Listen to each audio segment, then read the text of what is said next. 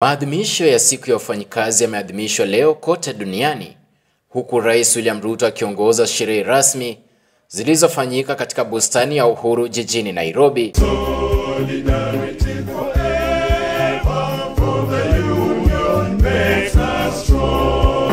Baadhi ya wananchi wameelezea kuwepo kwa tofauti katika jinsi maadhimisho haya yanaendeshwa ikilinganishwa na miaka ya awali, wakidai kuwa kwa sasa hawahusishwi katika kutoa maoni au mapendekezo kabla ya sherehe hizo kufanyika. Huwezi kusema mtu anasherekea na huku hata hana mshahara. Huwezi kusema mtu amesherekea na watoto wamekaa nyumbani.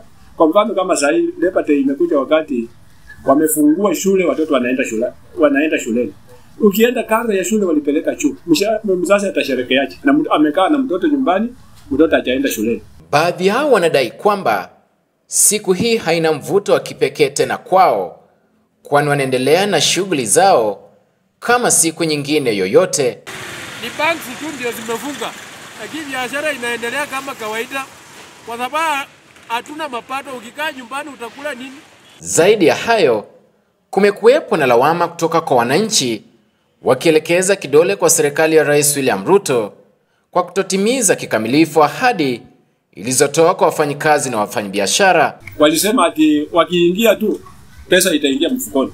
Lakini kumbe ilikuwa ni tofauti. Pesa badala ya kuingia mfukoni walitoa pesa ndani ya mfuko ya watu.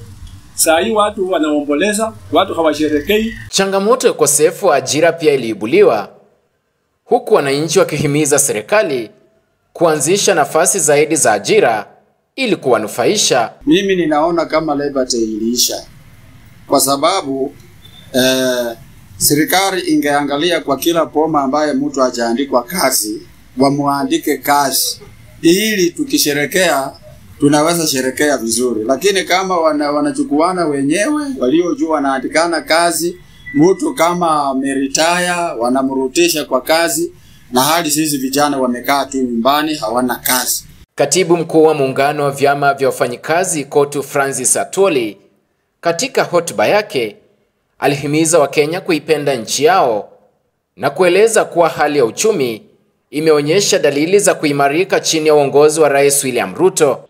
We must love this country. We have no any other country. If this country went down to dogs, we have no any exit route. Uchumi wa Kenya sasa ni namba 6 katika bara la Afrika. Hatungefika kwa kiwango hicho bila jasho yenu kama wafanyikazi. Tunasema asante sana.